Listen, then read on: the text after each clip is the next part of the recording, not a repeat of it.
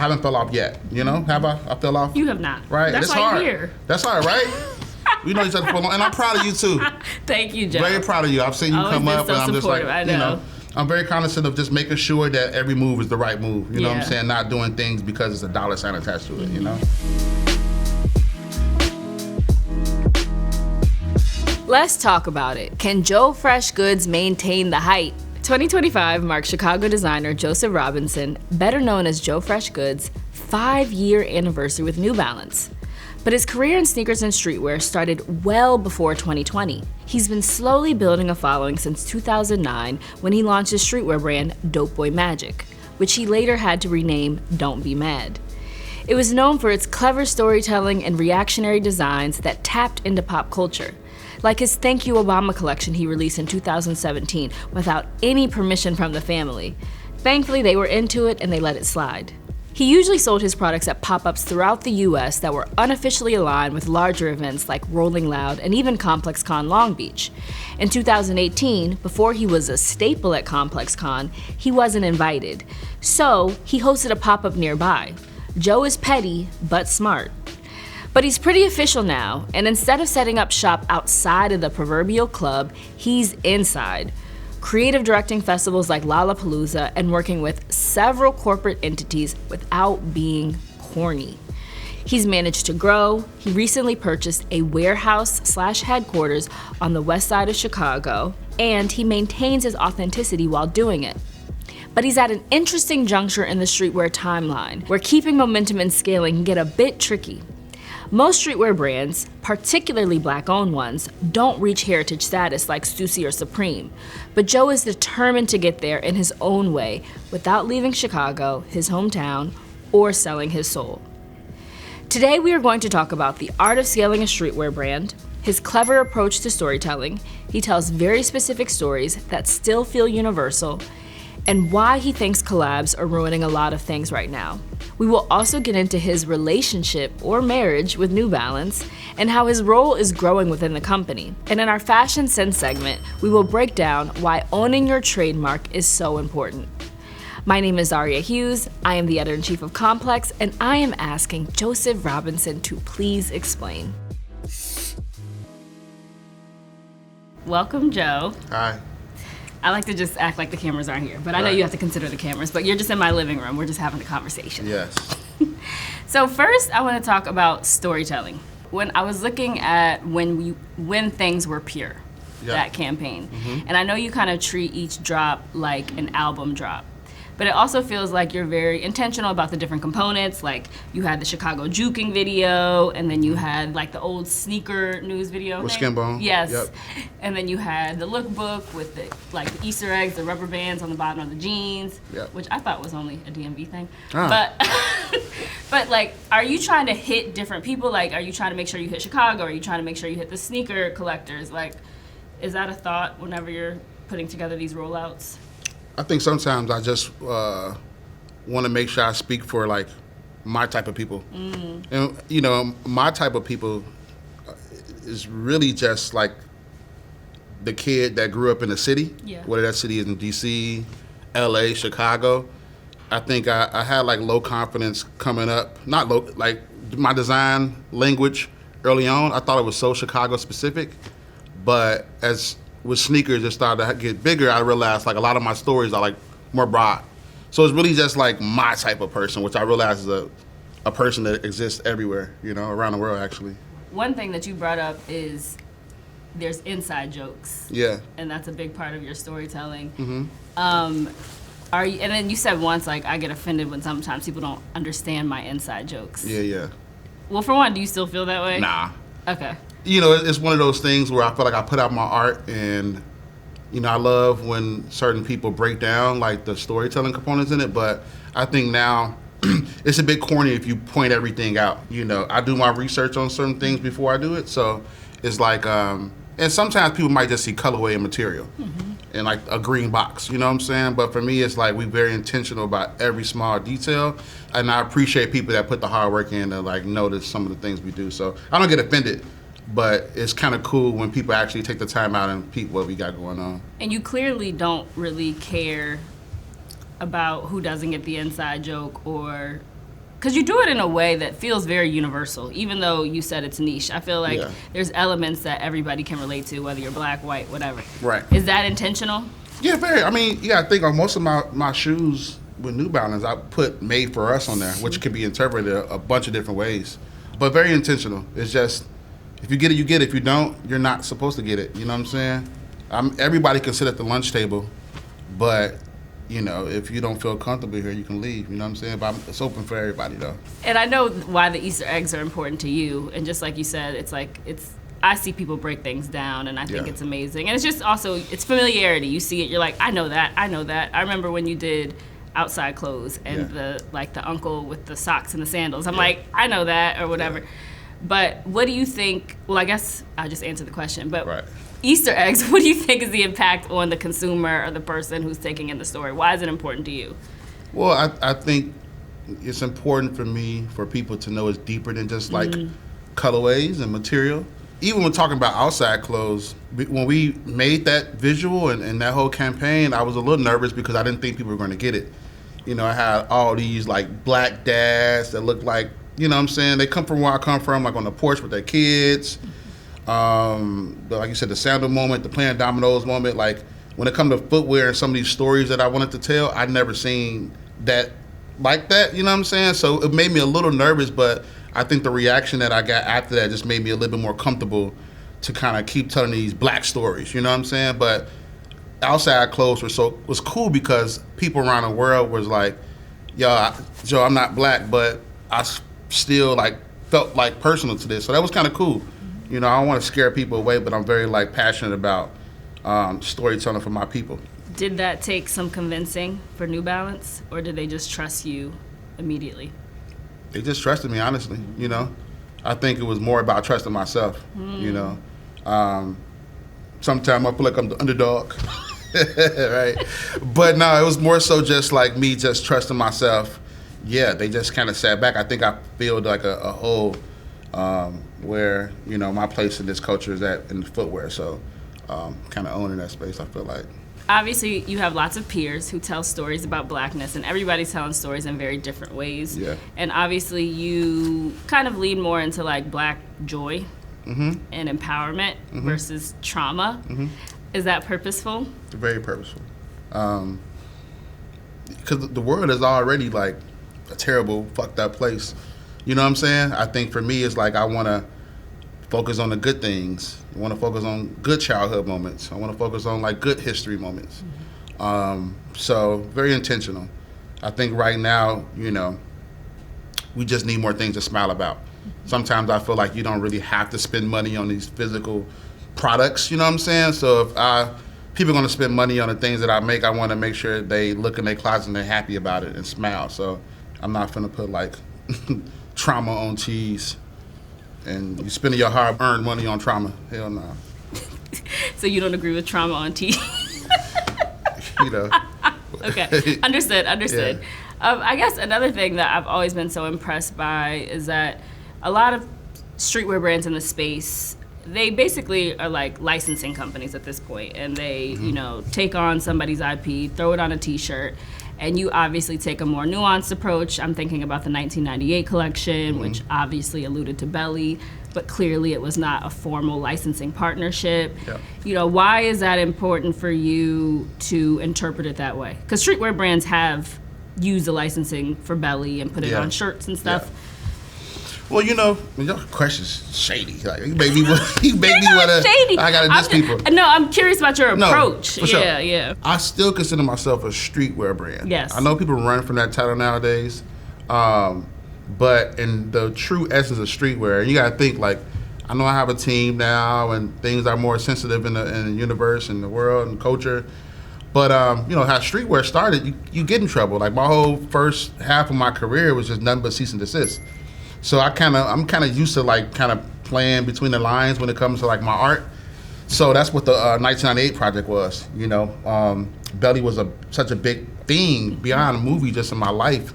So I just wanted to, you know, play with color and material, get people that were a part of the movie on board unofficially, and it just worked. We even had like DMX type thing on the box. It was glow in the dark, right? Yes. Yeah. Like, come on, we killed that. Yeah. Like, every little detail from calling the shoe Keisha Blue, we really played between the lines really well. I don't even think New Balance really, you know what I'm saying? But it worked. You know, I think that's very important to really stand strong.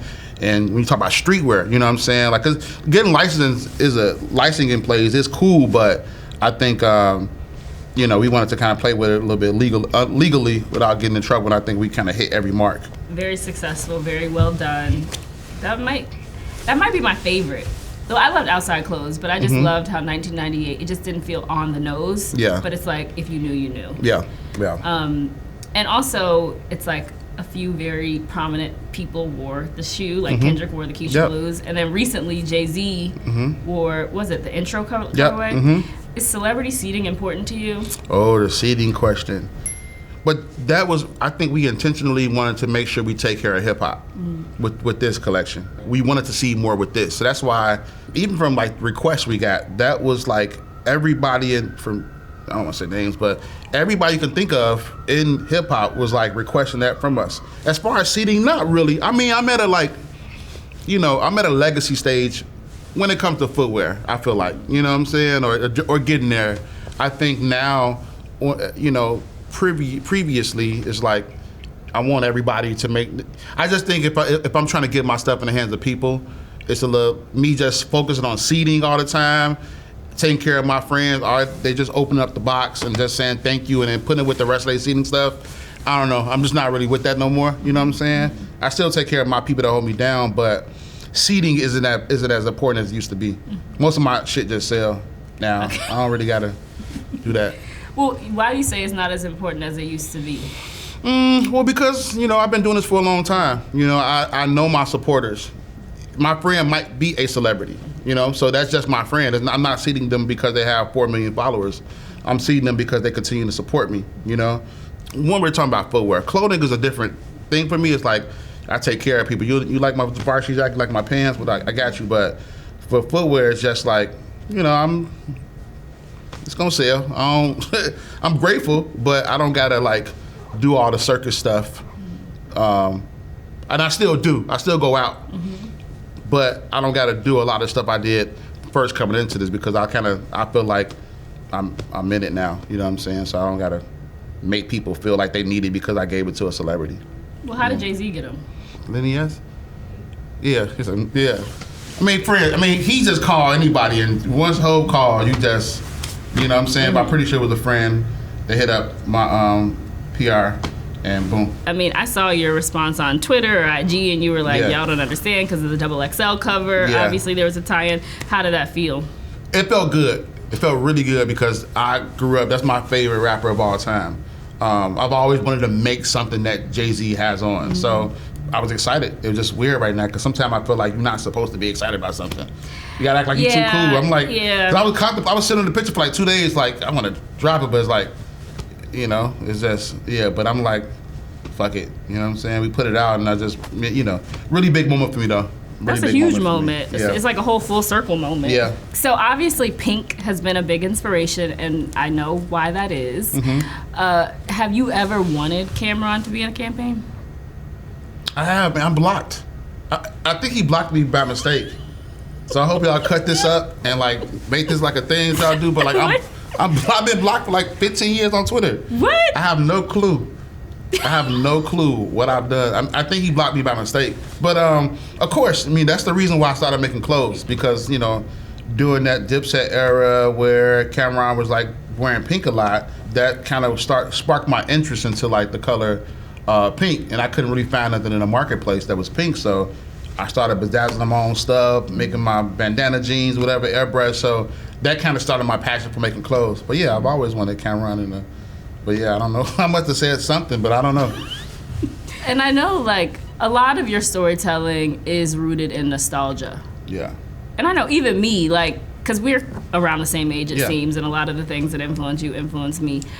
But sometimes I'm like, damn, am I relying on that era too much? Do I need to, like, move on? Or, like, how do you feel about nostalgia? And it's a good point. Yeah. Because I think as I get older, I'm just like, dude, the kids care about this, you know what I'm saying? But I don't know, because you can even see it starting to happen in music. A lot of It's true. the songs that I came up on, like in my high school, younger era, we're seeing like the remixes and like people rapping over those type of, so it's like, okay, you're starting to see it pop out a little bit more as far as nostalgia, as far as like, because I'm a kid of the early 2000s to 2010s. That's like my era. We see a lot of stuff come back, so it's important. I think for me, I try to look at myself like an historian now when it comes to like just telling stories. And as I get older and as I become a bigger voice, I want to make sure that I kind of continue to have these projects that's like time stamps on like how we came up for the shorties that might not know, No, you're good at that.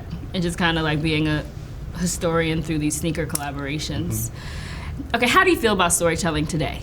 Like, obviously, 2025 marks your 5-year anniversary with New Balance. Yeah. And through them, and even before them, you've been telling really beautiful, nuanced stories. We're in a different climate. How is your approach to storytelling changing?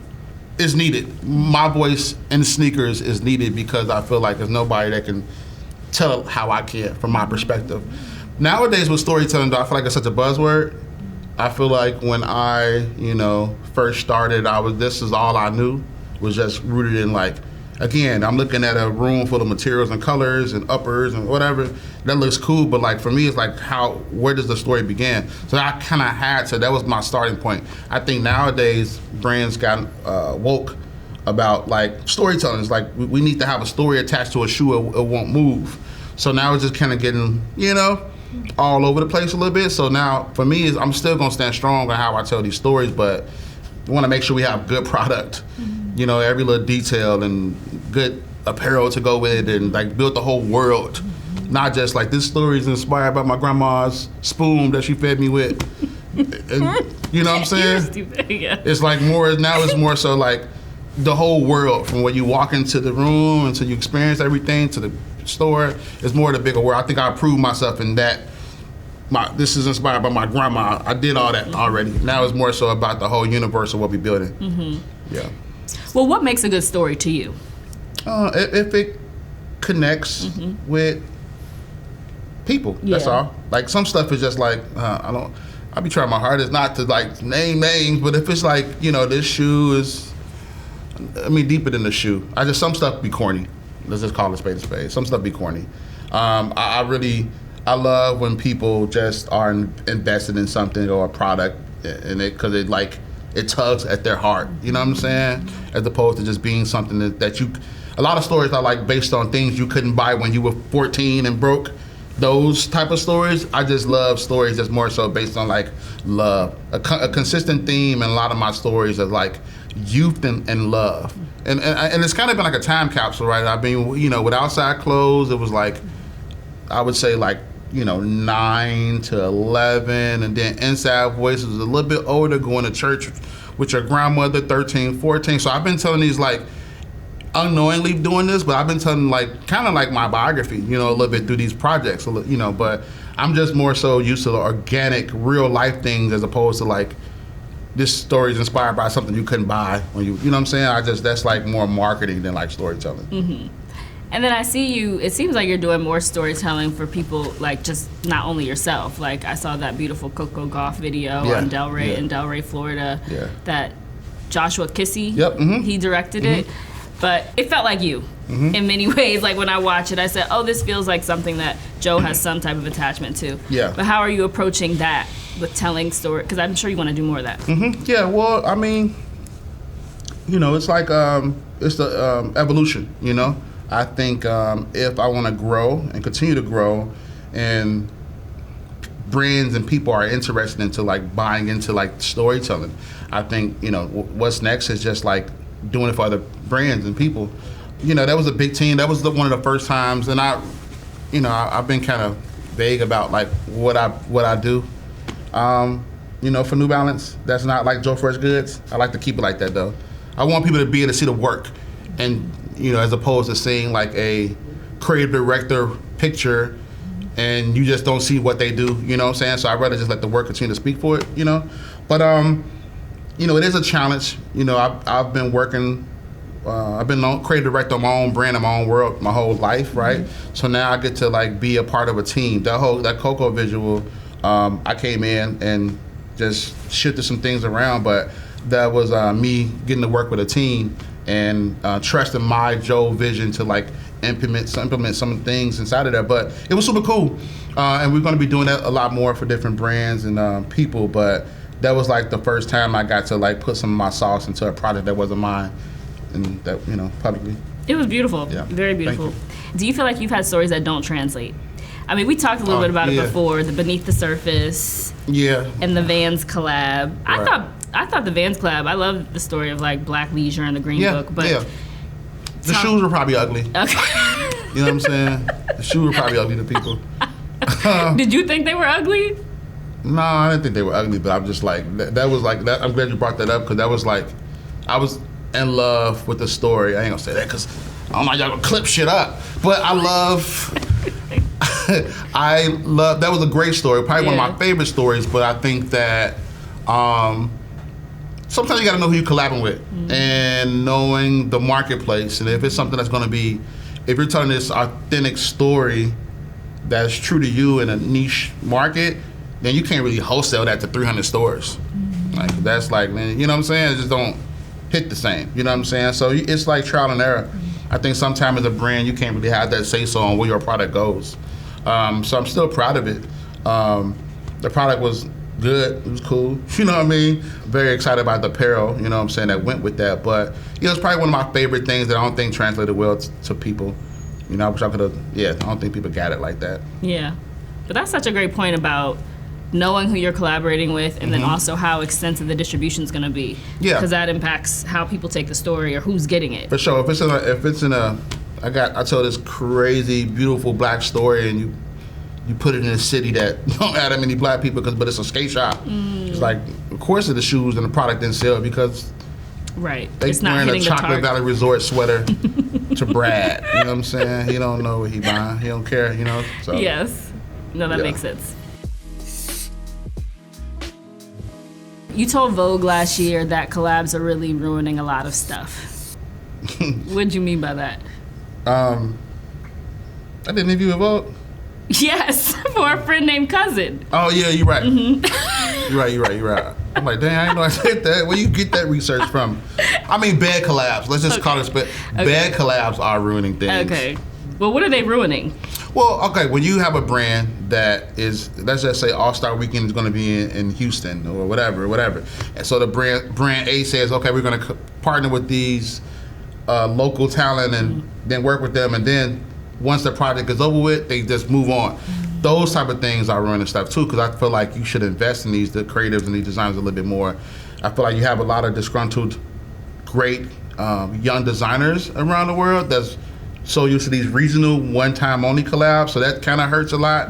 I think I wouldn't be where I'm at in life if I continue to if I was only like a one-time only project collaborator. So I think long-term investments, as long as you guys are both on the same page, that's important. But I don't know, it's just mass consumption. You know what I'm saying? I think sometimes, I know what I would mean. It's just like some things you just don't need in the marketplace, you know? I'm not gonna throw no names under the bus, but if you have like designer A working with, I don't know, just stuff that don't make no sense. Yeah. Have you ever seen stuff that you just like, of this course, doesn't make no every sense?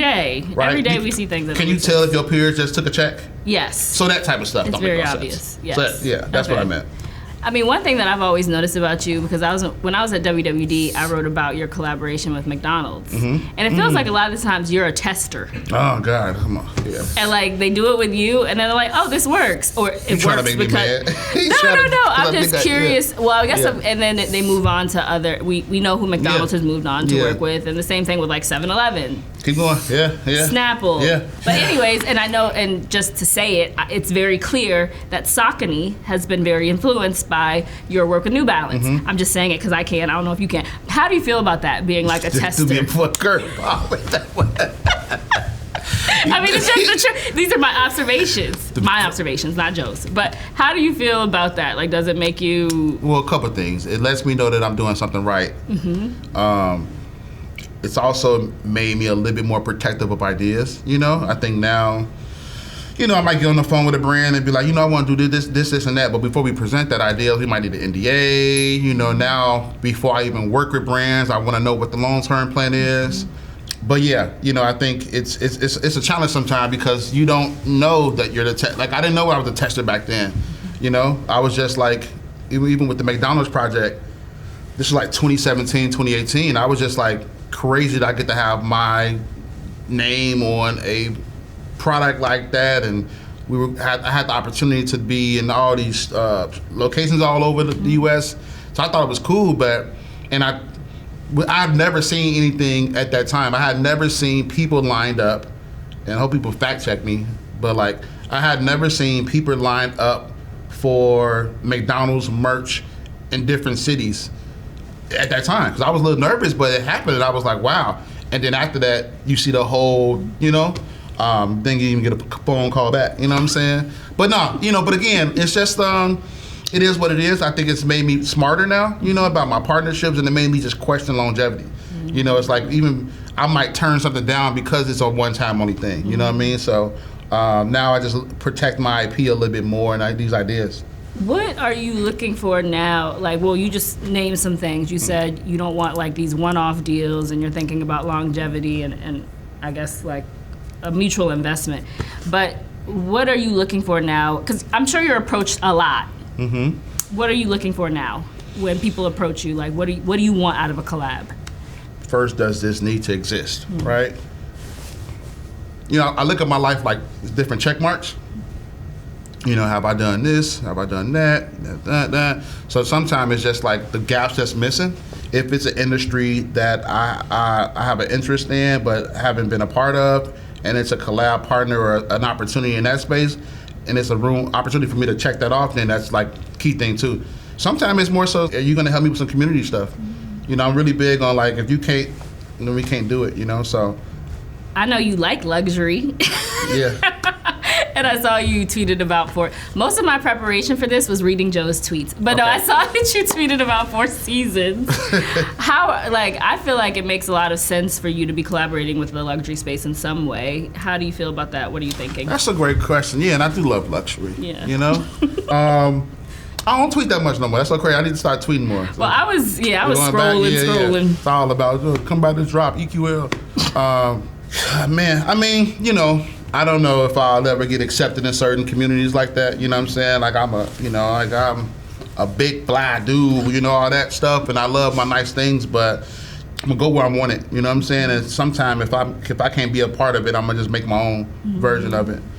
I'm in a world right now where I'm just trying to create my own universe of things. So I kind of changed my approach. I'm not like angry or why didn't I get invited to this? Or why didn't I get this seated to me? Or why didn't I get put on this list? I'm so happy right now, and I've accomplished a lot of my goals earlier than I thought I would. So some of these new things that I didn't know was possible, I'm not angry that I might not be a part of certain conversations, because I took this a long way, and I'm like super, and I'm still going. I haven't fell off yet, Have I fell off? You have not. Right? That's it's why hard. You're here. That's hard, right? We know each other for a long, and I'm proud of you too.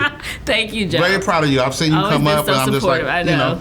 But no, it's just I'm very cognizant of just making sure that every move is the right move. You know what I'm saying? Not doing things because it's a dollar sign attached to it. You talk a lot about being taken advantage of. How do you know that you're being, and I guess it's hard because with a collab, if a brand approaches you, it's like y'all are using each other in a sense, but you also want to make sure that you're not getting, you're getting the shorter end of the stick. So I'm just curious, and this is for like even younger designers, how do you know that you're being taken advantage of? Because sometimes you kind of got to ride it a little bit, as crazy as that might sound, because you might not even know. I think, oftentimes in even a sneaker space, right? You don't know what a good or bad deal is because it's not like a page of you can't research this, So it's like when I talk to some of my peers, and I try not to be too nosy and get into how much they give you, Well, I thought you were nosy. I thought you were asking. I'm super nosy. I thought you were asking them straight up. I am nosy, very nosy. Because I didn't know, man. I signed with a brand. in a lobby of a hotel. You can Google and Yes, you know, I know. Everybody know the brand. Yeah. And the amount I got, I thought I was on top of the world, but that's just. And again, but at the same time, you gotta know your place in the marketplace. You gotta, a lot of stuff go into this math of worth and self-worth and what's fair and what's not fair. You gotta know the brand you're working with and what they are used to. You gotta challenge them that, because sometimes brands be like, yo, we've never done this before. And you might be the reason they change it, and they change it forever. I've had a lot of brands tell me, hey, Joe, we've never done this before, but we'll try. And then they try, and then I see they implement it with other partners. So that happen a lot. So, I think for me, it's just making sure as peers we talk to each other, you know what I'm saying? Which sometimes is hard because you want to keep your dollars to yourself and not talk about what... Yeah, do you tell people? Not on camera, but if somebody asks me, for sure, we gotta, because I want the next person to get more, or just like, it helps all of us. Like, if I hear that brand A gives this person that, then now I know what to kind of ask for, how to do, you gotta do that, like, that right, like, that math, you know what I'm saying? It does feel, though, like y'all are sharing more information and sharing numbers. Who's y'all? You and your peers, or y'all aren't? I ask people. You do. You ask people. But I would think that now, at this stage, that everybody might be a little bit more educated on deals. Would you presume that? No. Not at all. Why not? Well, you got to depends. Are you a legacy collab partner? That's, a lot of these. Well, don't they now have y'all to go to ask, like, hey, brand B just approached me. What do y'all think? I'm sure you get that all the time, no? If you are confident and you're not like, because I don't throw stuff back at people's face. Like, look what I've done for you. I think sometimes you just might not be, you might not, even if you don't know, you might, because I had to wing it a little bit. You know what I'm saying? Like, truth be told, I think Virgil, rest in peace, and Clark Kent, rest in peace, those were two people that I would sometimes call for advice, you know what I'm saying? But for the most part, I had to kind of wing it and figure out the right or wrongs myself. So now that I kind of know a lot, And again, it was a brand that they gonna know I'm talking about them. I love them to death, but it was a brand that had like one of the hottest sneakers last year, really good friends, and I seen something they posted. It's just a couple of things they were doing wrong, and I just, it was in my heart to just call my man, like, yo, let me explain you. And he took it in. He was like, listen, and he was like, yo, Joe, thank you. So that's like a positive of that happening. But sometimes it was one of the homies that signed with a brand, and I told him what was going to happen, and it happened, and he got mad, and he like unfollowed me or whatever. But so I just try to watch my advice, because if you don't want it, then I'm not going to give it to you. But sometimes it's in my heart to make sure, because I want us to not fail, you know what I'm saying? And I don't want these brands to take advantage of us. So it just depends on how I feel. But it's not too much transparency though. I'm like the only one that'll walk up to somebody in the club and be like, yo, how much Louis Vuitton give you? You know what I'm saying? Right. Like. But I guess I'm curious, because I'm sure you hear about certain deals or you inquire about certain deals. Do you feel like brands are still being predatory? Yeah, of course, yeah. Yeah, I mean, even if they don't realize it, but they realize it, But I think it just depends on like how deep in the trenches you are with a brand. You know what I'm saying? Because even like net terms, like, oh my God, like net 60, net 90, depending on the terms, and depending on like, I feel like sometimes even now brands know that a lot of brands and people are in a tough spot with the economy. So you're starting to see a lot of lowball offers, you know what I'm saying? Because they know that some people need it to kind of stay afloat. Right. And you're starting to see a lot of my peers doing terrible things because you can tell they need that dollar. So yeah, it's a little bit of that. So I don't know if y'all remember, but there was a point in time when New Balance was generally considered the signature shoe for chubby white guys in their late 30s and early 40s. That is according to an SNL skit from 2013. But me, being from the DMV, I had a different perception of the sneaker. But this fact remains. Joe has had a lot to do with bringing true culture to New Balance in a way that doesn't feel temporary or performative. And the company has felt the effects of that. In 2024, its global annual sales numbers reached $7.8 billion, which is a 20% increase from the prior year. These shifts in the market share have quote-unquote yielded room for New Balance to attract new and younger customers, end quote. While there are a few folks who have changed a paradigm within sneakers, most collaborators don't have this type of lasting impact. It's usually a 1 or 2 sneaker deal before it fizzles out. But Joe has now produced 20 collaborative sneakers with New Balance and has made his presence felt in other arms of the business, which we will discuss in the following chapters. But how did he do it? Joe's been very transparent about sneaker deal structures and mistakes he's made when signing these contracts. Like, for one, he signed one of his earlier Adidas deals without a lawyer present. He's also no stranger to explicitly asking his peers what brands paid them for their collaborative work, as he believes it helps everyone better understand how to negotiate with larger entities. In the next chapters, we will discuss what makes a good or bad sneaker deal, explore how he feels about putting most of his eggs in the New Balance basket, and what made him not care about being on any Sneaker of the Year list, including ours. Then we will close things out by questioning why he has no issue being categorized as streetwear, and if he still considers himself an underdog. And then also what the future holds. Hint, it entails owning more real estate, telling stories for other people, and a cafe concept. Something that people don't talk about, well, we kind of talked about it earlier, where it's like, it's hard to sustain and be consistent. And a lot of these deals are like, oh, you get one sneaker and then that's it. Like, that's the trajectory for most people. And clearly you've been able to not have that trajectory. So I guess I'm just curious, like, how have you been able to not have that trajectory? Well, I'm addicted to never being stale. Addicted. Like, I can't imagine. And again, some people might like certain models and certain colorways than others, but I obsess over not being stale. Well, hold on. When you say not being stale, you mean not relying on the same silhouettes, and what are you talking about? Or just in general? Well, sometimes when you see success, you just get lazy. You like, let me just give y'all the same colorway. Let me give y'all the same version of the same story. Let me just say, and I just try to challenge, right? We might do something that's hyper-focused on footwork in Chicago.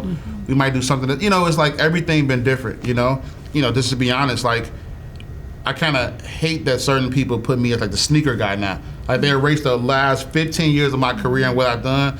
And I get it, that's like kind of what I'm most known for now, but I think a part of, people might say like, yo, I don't see him do that much of his own stuff anymore, which could be considered true, but I've killed it in this world that it's hard to continue to, I mastered something. I'm like, okay, I'm kind of good at this, But yeah, I obsess over just being better than the last, And I think me and my team is really smart about quantities, which is like a whole nother world where I think it might be too deep for people to understand, but it's like, you gotta look at the marketplace and like, look at the economy, things I never really cared about. It's like, I wanna make a pink shoe.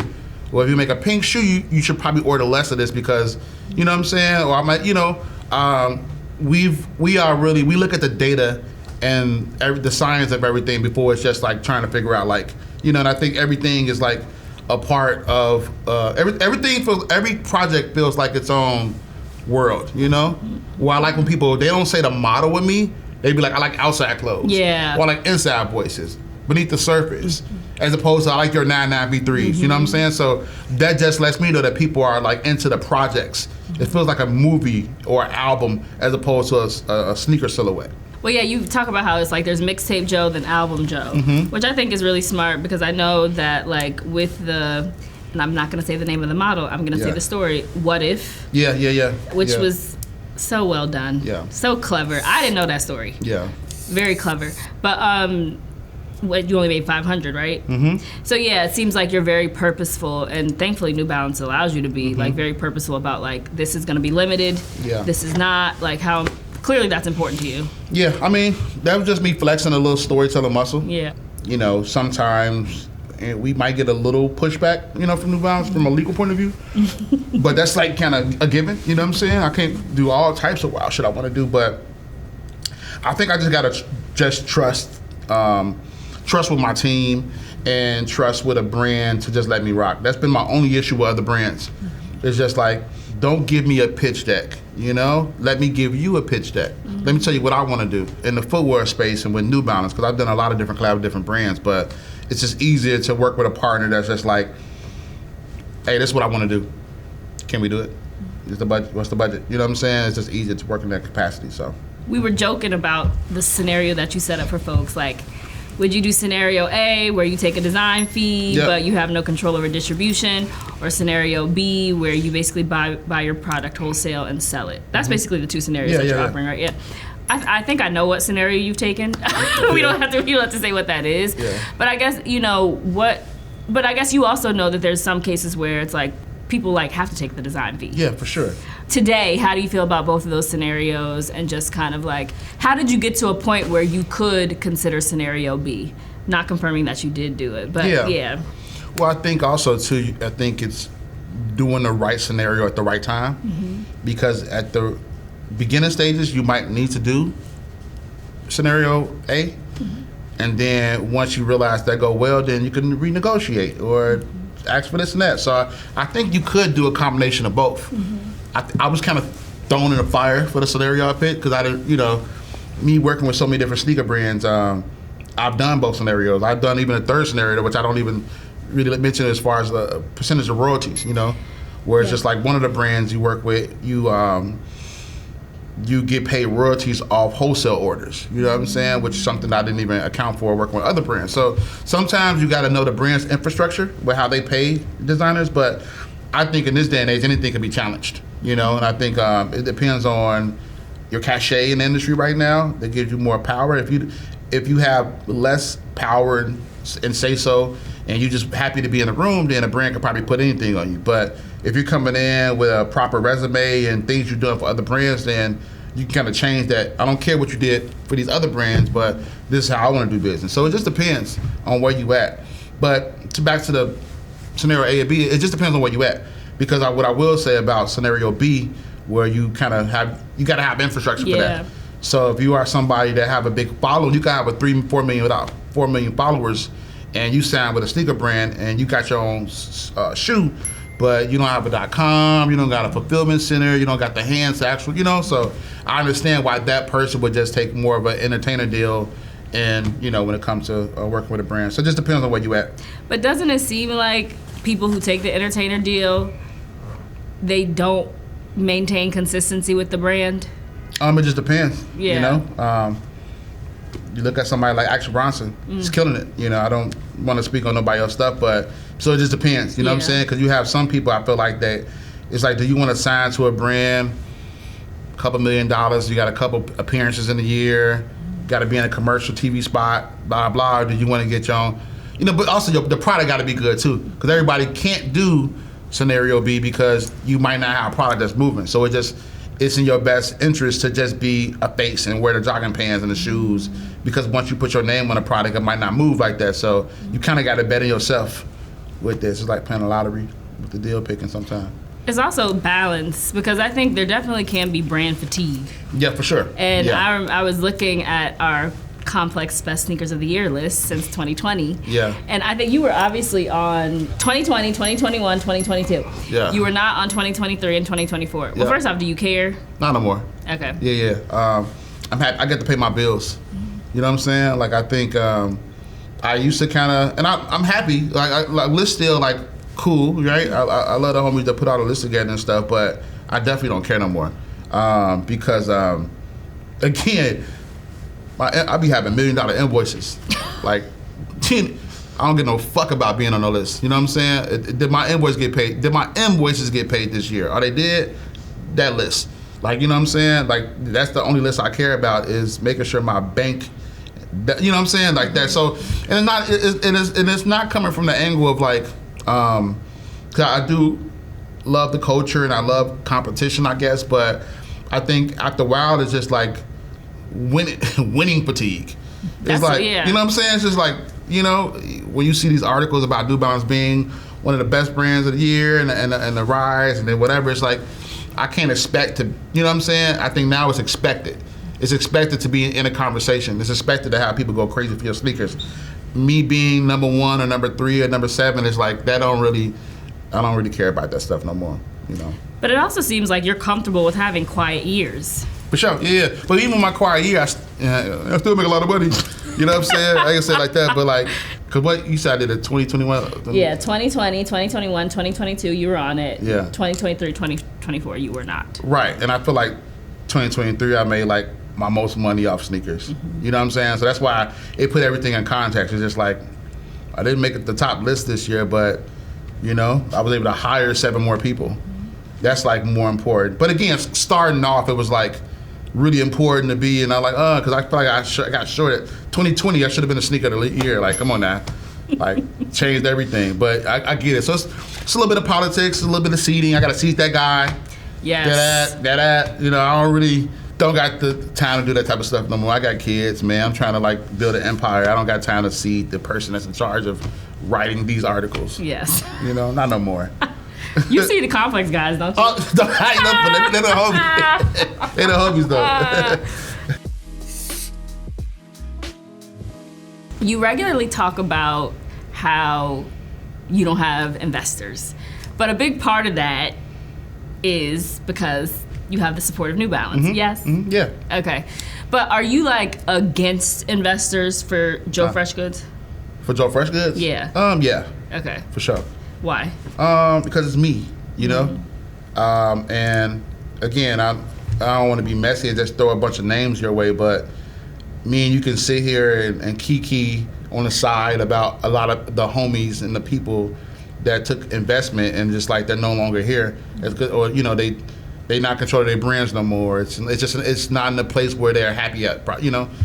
And I talk to my peers sometimes that done this, and it's just like they always tell me like, man, stay as strong as you can, as long as you can. That always like hold true to me. But yeah, I just continue to work hard and continue to scale on my terms. But at the same time, I've been building different categories within the brand that is open for investment. You know, we got a lot of big things happening in the next few months, opening and launching. So it's just when it comes to Joe Freshgoods, like, no, I'm gonna be the only person, and nobody I'm never gonna wake up and be 49% owner of Joe Freshgoods. It's just not. That's just. I'd rather stop all of this before that happens. But we're building different things, you know, that people can have a little piece in, but not me. It's just, you know, this is me. This is like a Twitter name. Joe Freshgoods is a Twitter name. I, you know, started in 2009 or some shit. It's just, I'm not, yeah. When New Balance first approached you, were you hesitant? Yeah, for sure, yeah. Because I didn't wear New Balance like that, so I didn't really, it was for All-Star Weekend, and I kind of saw that, heard what Nike were doing, I heard what Jordan was doing, I seen my friends were doing something with Adidas, you know, so I was just like, oh man, I don't really know how this is gonna work, so I was definitely hesitant. But what made you say yes? I went to Boston, and it felt like a challenge, you know, it felt right, it felt different. I know the runner category was slowly creeping up with what Balenciaga was doing, and New Balance had released a couple good collabs right in 2019, so something was bubbling really small, but I just felt like if I'm gonna tell New Balance like I'm the mayor of Chicago and I can make anything work, then it's the perfect challenge, you know what I'm saying? And everything we said was gonna happen ended up happening, so it ended up being perfect, but I definitely was nervous at first. Yeah, you killed that. Yeah. Yeah. Congrats. Yeah. I mean, I remember when it happened. I wasn't there, but I just remember. You was another brand? No, I was at Complex when this happened because Mike went. Oh yeah. Yeah, so I was editing Mike at the time, and I was like, "Damn, look at Joe." Yeah. Okay, so speaking of damn, look at Joe. So you're at New Balance. You're doing well. Clearly, you have peers at New Balance who have been able to take on different positions within the company.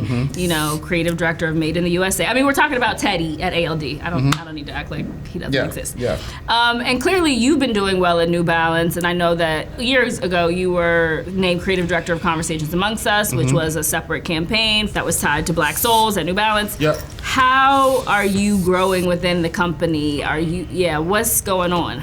A lot. You know, there's a lot going on. You know, I said it a little bit earlier. I think sometimes I get mad because like it's always like an old head coming up to me and like, yo, Joe, you need to start working with this brand because this brand taking advantage. And I'm like, man, I wish I knew. And then when I secretly tell them nobody's taking advantage of me, and I whisper to them, like, damn, You gotta say, you know. Yeah. It's just some things I don't feel comfortable talking about because I'm still like in that stage where I just want people to see my resume when things are done. Not things I like done for like with the brand, but it's more so like I'm just trying to do reverse announcement. And again, I think that's fair because sometimes when even like Kendrick, you got an album coming out, you don't ever really see Kendrick go online and explain his lyrics. He just let people have their YouTube breakdowns or whatever. I'm treating a lot of my behind the scenes roles like that. Look at the newspaper, I say Joseph Robinson, Joe Freshgoods signed with New Balance. Don't gotta talk about that too much. You starting to see separation there. You see Separation between Joe Freshgoods and you, your government name. Okay. Exactly, yeah. Joseph Robinson. So it's just like you can kind of like see that I did that very intentionally. You know, then even with the whole ad, I break down some of the stuff I'm working on. So I just felt like that's something that I don't really need to talk about that much.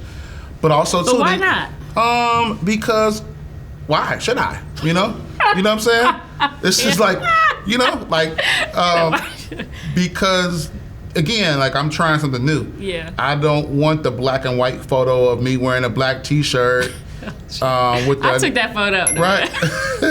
with the announcement that's saying what I'm doing. I want in December. Maybe in December I announce what I do. Okay. But now it's more so like let me just do the work. Yeah. Like I want to just work and then tell y'all what I did. You know what I mean? But to answer to get more further into your question is like to sum things up. Like I wanted more and I got more, you know? Love to hear that.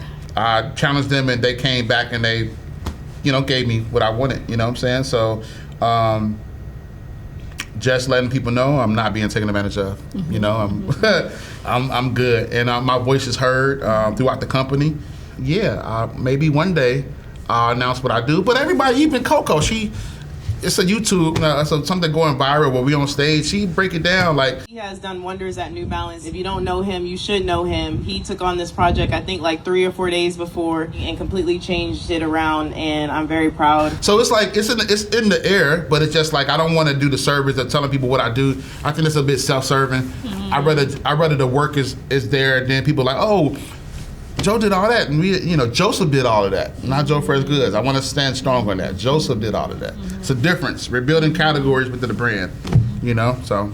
But, I mean, you were talking about the old heads. I think one reason why they might say what they say or give you the advice is because, I mean, we've seen what can happen when people are all in and put all their eggs in one basket. Yeah. So, I mean, does that ever scare you? For sure, it does. But I think that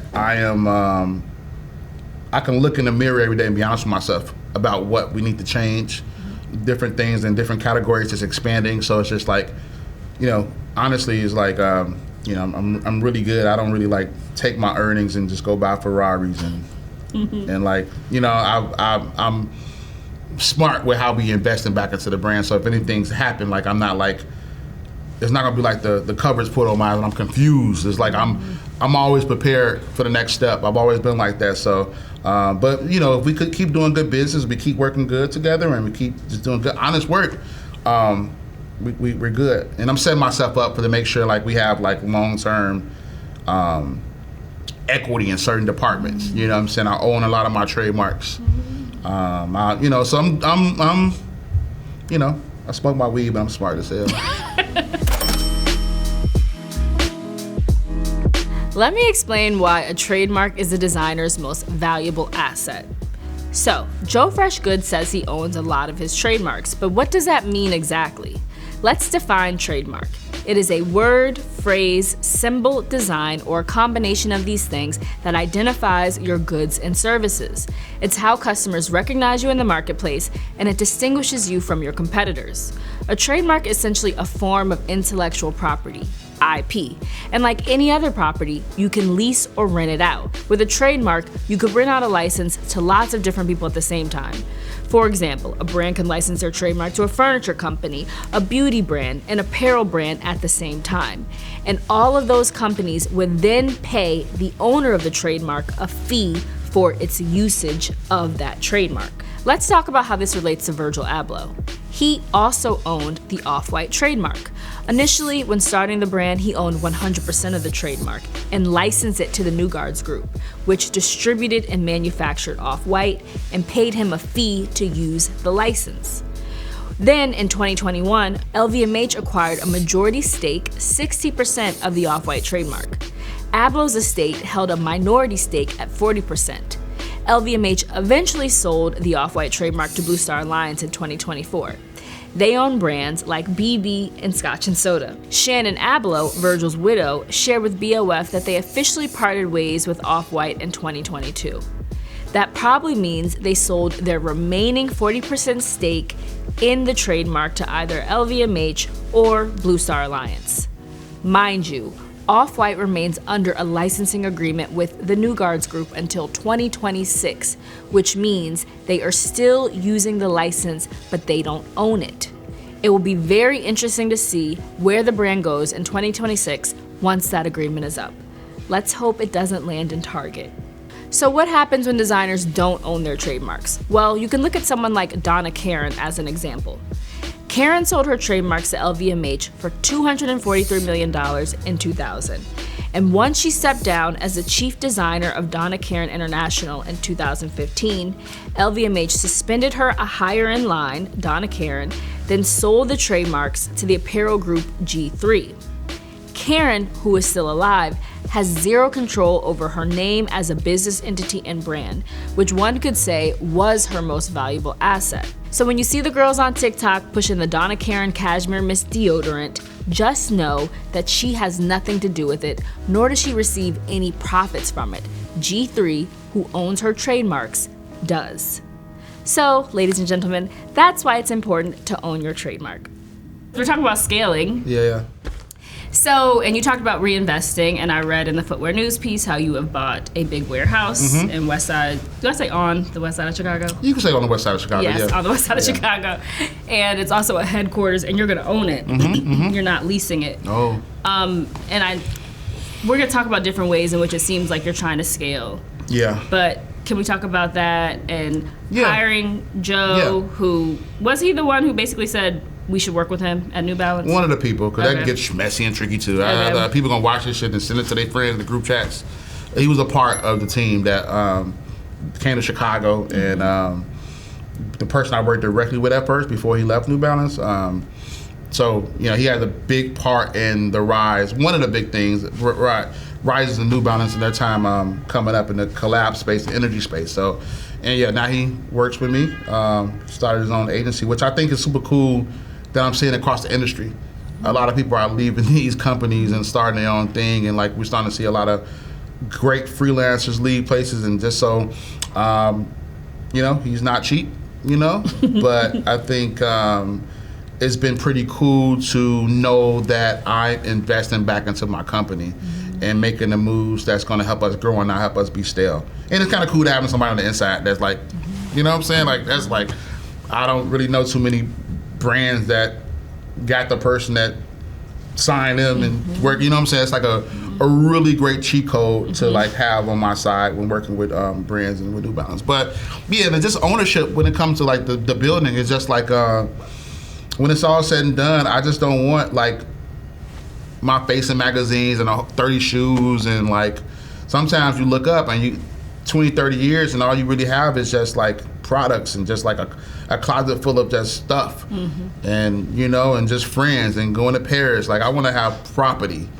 I can drive past my spaces and see the hard work, the things that and also just like I just like doing like I call it nigga math. It's just like sometimes I'd be like, oh shit, this building costs 7,000 shoes. Can't too many people do that. I look at stuff like, oh, that building only cost 3,000 shoes. Let me try to sell 3,000 shoes. Let me buy this. So it's just like, it's just a different game of Monopoly I'm playing with, and kind of reinvesting my earnings back into things that, my kids can have based off colorways. Yes, that's powerful. So, okay, it seems like real estate is a scaling strategy. And I know you have Every Now and Then as a space in Chicago. Do you think that you'll ever have, like, is your goal to have stores outside of Chicago? Yeah, we're opening up every now and then in Chicago. The new location is gonna open up in July. Full coffee. We expanded in the coffee business and cafe business. So I'm excited about that. But yeah, the goal is it's gonna be slow. And again, when we talk about like investment and that type of thing, it's like, again, every now and then isn't Joe Freshgoods. It's a part of my portfolio. So that would be something that we would probably be, again, I'm not saying they're doing that, but that would be like one of those categories where if I'm taking an investment, it'd be some situations like that. But for the most part, yeah, Chicago. And then I've always been in love with those second cities. You know, those like coming up, I used to always go to New Orleans and Houston and Dallas and So, you know, that's the plan. Probably about the 3 to 5 year plan. Mm-hmm. And you also, I mean, you talk about how much you love streetwear. For one, why do you think streetwear is a dirty word? Like it's black. You know what I'm saying? I feel like as time went on, it just probably screamed like urban. You know, I think streetwear has become like how people used to look at urban wear, you know? So I still love the term streetwear. I don't look at it like a black or white thing, but I just feel like sometimes when I see people turn their nose on the word streetwear, I'm not a streetwear brand. To me, it just sounds like you saying, I don't like black people. But but do you think though it has some implications in the market? Like, cause you don't wholesale, and we're gonna talk about, you don't wholesale apparel. Nope. Yeah. Nope. And I think sometimes though, there's a perception in the market, and people don't want to be perceived as streetwear because they want to sit next to certain brands. Right. Yeah. So I'll try to also give them that. Yeah. But speaking of that, though, ready to wear. Mm-hmm.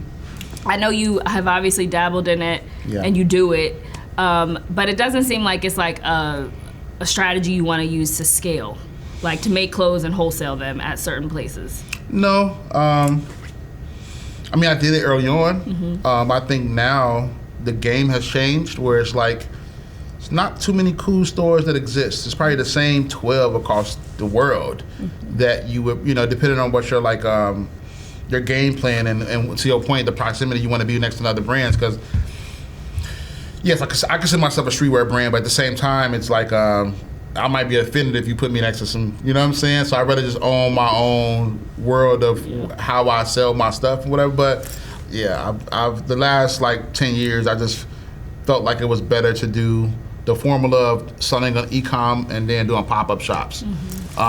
Because instead of having a store that carries me in New York, that same order I could sell at a pop-up shop in New York, you know what I'm saying, and times 10.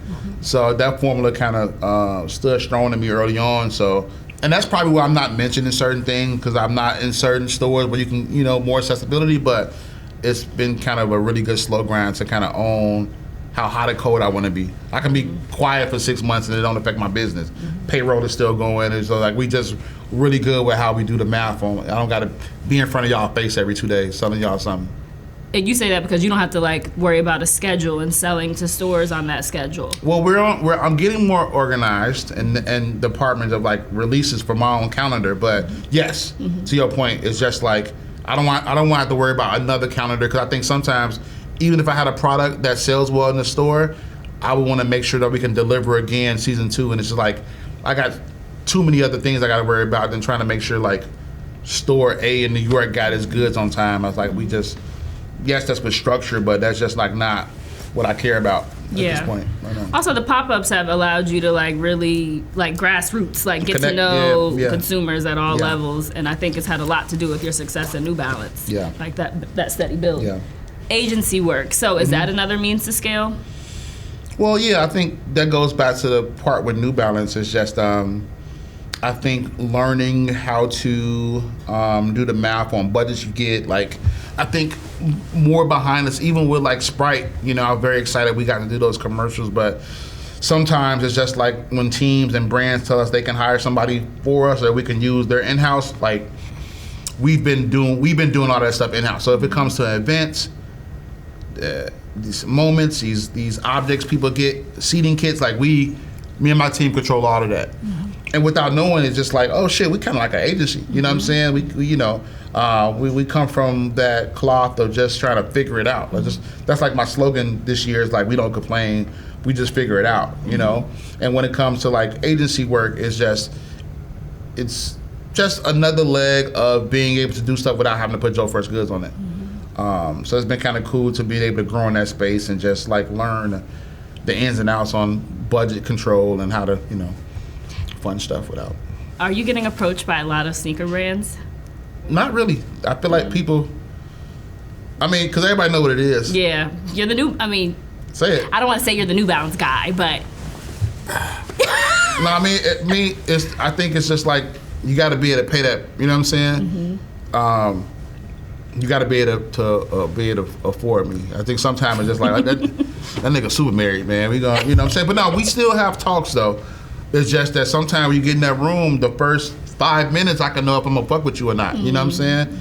If I can't have this control, if I can't have that control, if I can't make a cool box, if I can't have this marketing budget, it's a lot of different things that's like I get. Like I can, I can't call the owners. So I can, certain things that I can do that you got to realize that working with certain brands, you might have to start all over.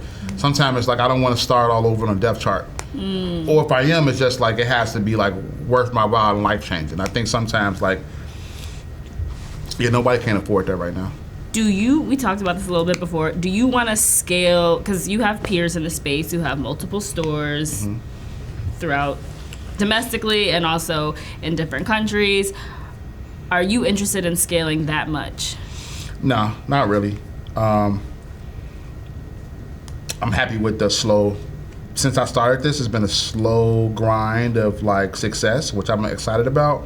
I'm happy, I think for me, scaling, it makes me happy because I get to hire more people, get more people jobs.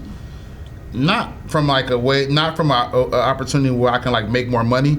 Because honestly, money is so weird because just like, I'm like, especially the older I get, it's like, damn, what else? Like, yeah, I'm gonna get a little G-Wagon or da-da-da, but I don't really like, I'm super happy as long as my kids got good school and I bought my house, like, I'm really happy. And now next is just like the next generation and making sure that, I'm around a lot of people that I feel like I'm helping them out and at this stage in their life. So, I'm not like, I definitely want to open up in a couple smaller markets, but I'm not trying to have like 80 stores, and that's just not my cup of tea. No. One thing, the whole thing about, to me, the crux of this episode is going to be about how you scale and grow and remain relevant. And I've seen you say things about, like you wouldn't do PacSun, you wouldn't do Urban Outfitters. And I'm sure you watch your peers and what people are doing to scale and grow. And I think another reason why people might shun the word streetwear, because a lot of the times it's related to hype, and and it's hard to maintain that hype. Yeah. So how are you thinking about that? Like, because everybody cools at a certain period, you know?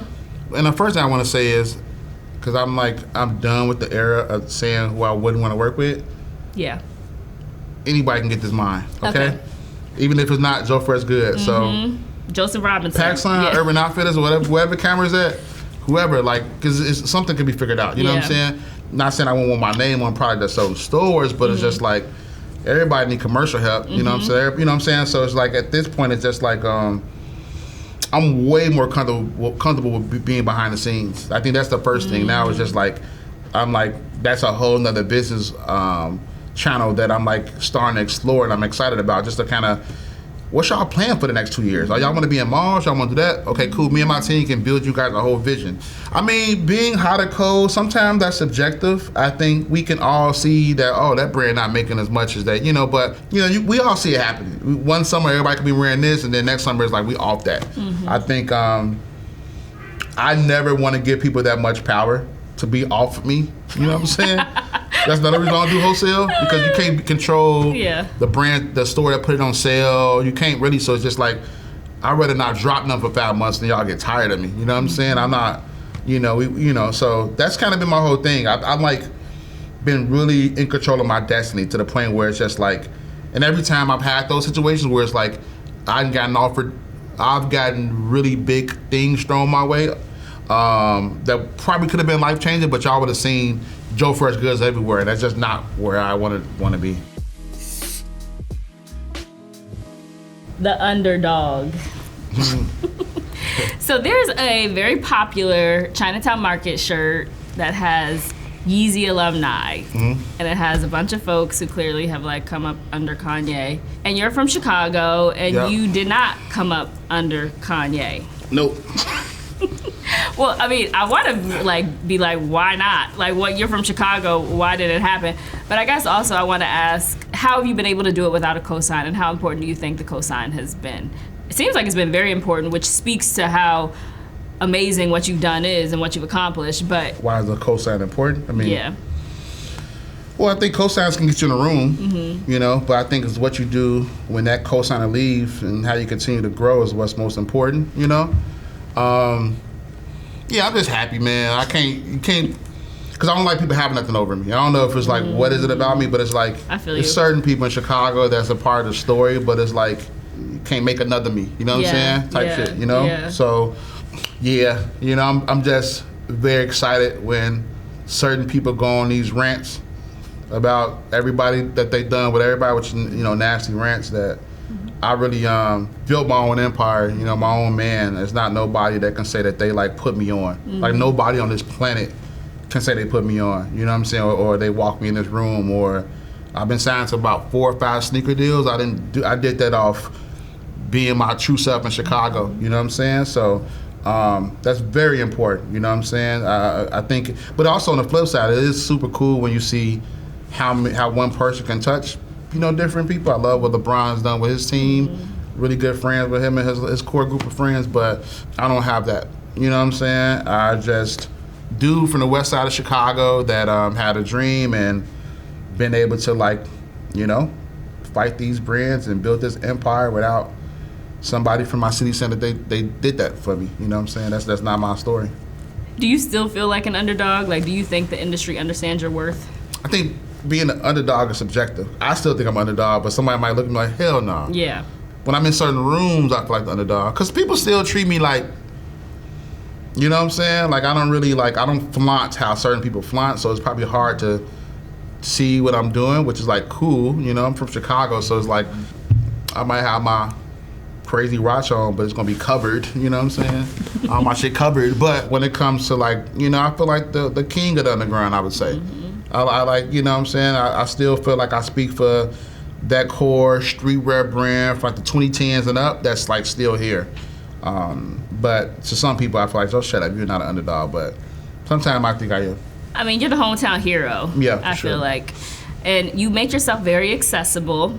Maybe less so now. I don't know. Yeah, no, for sure. Less so now. Yeah. But you still do. You're very, like, you interact with people on Twitter. I guess you do less, I'm not gonna call it crashing out, but less responding and less like whatever. But you still have a relationship with sneaker Twitter. Yeah. And those folks over there. My question is, I'm curious, does sneaker Twitter have an impact on corporate decisions? Gotta be very careful about everything I say here, because this is gonna get chopped up and it's not gonna get chopped up. Reddits and they might do it. They might do it. Of course, you know, I think I chilled off because I feel like a lot of people are still in my formula. You know, I would say that. You know, I think. Hold on, what formula of being open and? I'm formulas. Okay, I'm doing a really good job of watching my words. You are doing a great job. Yes, you are. The first shoe drop in 2020, I'm like, shoe of the year. People starting to wear New Balance, blah blah. And there was like a large gap with outside clothes and the 99 V3. But I just learned a lot. I started to see who the players were on, because we had a lot of time on Twitter because of the pandemic. Yeah. So I started to pay attention to, like, the who's on sneaker Twitter and, like, all that, like, you know what I'm saying? And I started to make sure that I you know, because I'm a Twitter nigga, you know what I'm saying? Like, that's kind of like, you know what I'm saying? So it's like, you know, it's all so. I was. Now I'm like a professional nigga. But you know, it was like I started to pay attention to who's making noise, because it wasn't really about followers. I just felt like who had the biggest voice online, you know, on Twitter, and I was like, you know, seeding them, you know. Yes. Yeah, I was crashing out. I was seeding. I was communicating online. I was being very transparent. Everybody loved transparency. Sorry, y'all, my bot said this, whatever. I was like doing all the things you could do to make sure that I was like a part of it, you know. But I think, so yeah, to answer your question, like Twitter sneaker culture is very important, because if I'm a brand that's paying attention, I'm pretty sure other people are paying attention. Yes. I just feel like I was like one of the first to like as a singular person designer that was like tapping into like the niche people and making sure they was cool. Because they have a voice, you know what I'm saying? Have they ever impacted a decision you made? No, but I will say that because I pay attention to like what people are saying more, it made me make sure my drops are smoother. You know what I'm saying? Because dealing with all the online hate, I don't care no more. But I think then I was like, I don't want all these people cursing at me online. So let me try to figure out ways to fix this. So from that point of view, I've gotten smarter with how I release my product to make sure it goes to the proper hands. Well, do you care anymore about New Balance enthusiasts? I feel like you never did. No, I don't. Okay. Yeah, because everybody thinks I'm a person that counseled the MB1 program. It's just like with custom made, so I don't really care. Because my whole thing is like early on, the type of person that was like wearing New Balance because I was like on a part of it is not the person that was like, I've been on the brand for 30, 40 years. Like, cool. Are you thinking about the impending recession? Yes, yeah. Well, this is like the first time I'm like in a real adult dealing with the recession. I think was the last 2008 or something like that. I was like, I didn't know what I was doing. I was just trying to make it. So I didn't really care what my parents or nobody was dealing with. I was just trying to make t-shirts and travel on Spirit. That was like my thing. You need to do a collab with Spirit. No. I thought about that too, but just like, nah, no trip to Miami, people fighting on that train. No, hell no. But yeah, man, it's like how I hire. It's like, you know, because I'm doing the opposite of what most of my like peer stores are closing down. Yeah. I'm opening a bigger store. I'm buying property. I'm hiring more people during a time where people are like not doing none of that. So like, it is something I'm watching, but you know, I think right now it's like, you know, scared money don't make money. You know what I'm saying? So I'm looking at this opportunity. This is a moment to like, you know, kind of push forward and like do things and like while people are like closing up shops, I feel like it's an opportunity for me to open up more stuff and spread my wings a little bit further. It also seems like you hone a lot in on you're like, this is my community, this is my customer, who you described earlier. Do you care about, well, obviously you do, but I'll ask, do you care about new customer acquisition? Of course. Yeah. Yeah, because I'm getting older, so I don't really, you know, the same people that was lining up for my stuff, for my hoodies and t-shirts 10 years ago, don't like the same people that's lining up for my stuff now. So I've seen that, and even when we drop shoes, we get the data of the age of people that's like, some age might be more interested in certain silhouettes. So I pay attention to all of that. I think that's a struggle. You know, I think footwear helps out about with me getting new customers though, because I don't have enough time to like focus on like a lot of stuff I want to. So it's like we're sneaking and getting customers from this footwear world, but that's very important, getting new customers. I love my community. I think I kind of honed in on my community, but I'm always looking for more people to join on this community, you know what I'm saying? I've always imagined, I'm like, it'd be cool if Joe, would you ever help revive an urban streetwear 100%. brand? Yeah. 100%. That's always been that's like, so when I talk about that list of things I wanted to do, that is like on it too, you know what I'm saying? But it's just, you know, gotta be the right opportunity, you know? Would you name a brand that you'd be interested in doing that for? No, I can't think of it right now, because I gotta figure out, most of these brands, I don't think the niche shakers, all these brands are black owned, low key. I don't know. Good question. And okay, so also a lot of the times people who are in sneakers, well, it's already been mentioned, I don't know if you know, it's already been mentioned in some story that you are designing a new silhouette. Huh. I never heard of that. I'm in the process of making my own shoe. Oh, okay. Right? I didn't know this. Yeah, right. But I think I'm gonna call it the neighborhood I'm from, right? Yeah. I got it from you. Well, do you have an aspiration to do that? Of course, yeah. I mean, it goes back into what I was saying. Like if another brand wants to work with me, it's like a lot of things they have to give me. And a new silhouette or something different is like on that list. So it's like, I got a lot of cool stuff coming in the next 2-3 years. I'll just say that, but yeah. So before we head out, what do you think is kind of like the biggest issue or challenges within sneaker and streetwear culture right now? I think the marketplace changes so much. I think sometimes brands, you got to keep fighting. And I don't even know, like, I'm glad I started when I started. You know, I got to have my ups and downs. I think now you can have a really, really good hot 2 years, and then after that you can just like, Yeah. I think because of so much internet and so much culture and so much whatever, it's so many microwave brands that exist nowadays. I think the slow burn that I had to kind of climb into, don't know if it exists no more. Now it's just like if you're not popping when you first start making your, you know, your cargos with the extra big pockets and all that stuff, and it's just like you're kind of like rushed to kind of hit it big.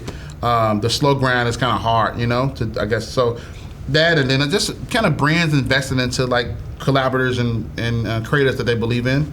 I think I keep speaking on brands just using you one time and after that just stopping. I think you know, I'm prime example of the brands I continue to work with. Even again, I know people speak on New Balance, but it's a lot of brands on the back end that I have a really great relationship. I can call and get stuff done because I had a relationship with. It's not like a, you know, we're not in Chicago no more, so we don't gotta work with you no more. So it's just that long-term investment with creatives, you know. But yeah, that and the microwave. It's just too much microwave. It's too much like you can have a $6 million a year or a $20 million a year, and then after that, one rapper can say we're not wearing that no more, and then after that you're like, you know, on LinkedIn looking for a job. Yeah, and I remember years ago I was at Complex and there was a story I did and it basically was asking the question like, can a black-owned streetwear brand become a heritage brand in the same way as like a Ralph Lauren? And I spoke to you about that, but how do you feel about that today? Is that your ultimate goal, to be like a legacy heritage brand? Yes, because I'm like, that's one of the things that's the reason why I'm trying my hardest to make sure that we kind of keep things like very, we expand this universe of retail and food and beverage as far as on top of clothes, because the goal is for legacy. The goal isn't to be like, I work too hard to have a $20 million a year, and after that fades down. You know what I'm saying? I like the slow grind. So I think it is important to have legacy within this community, but I think now because of so much mass consumption and so many pointless collabs, it's just kind of hard for brands to really kind of stand strong, because it's just like, damn, I thought you was a legacy brand. Why the fuck you collab with Chips Ahoy for All-Star Weekend? It's just like you just messed up your whole resume. So it'd be stuff like that where it's just like it's hard to, because there's so much money and opportunity thrown our way, most of the time it's like bad deals. It's hard for brands to kind of keep their longevity because you got to chase money. And I think I have a few partners, I've been good with money, where it's like I get to really pick and choose how I build my legacy. Yeah. Well, I've watched your rise, and it's been very fun to watch, and I know you call yourself a poet who makes merch, and I think that's a very fitting title. I think you're an amazing storyteller, and I'm so happy for you. Yeah, thank you. And I'm thankful that I was able to see it from the start to the beginning, so I understood that New Balance wasn't the first big thing, and you've been grinding before that. To me, you're not the underdog anymore, but I think you have that spirit, which will help you sustain. Right. But thank you so much for doing this show. I Thank you so much. appreciate it. I appreciate you.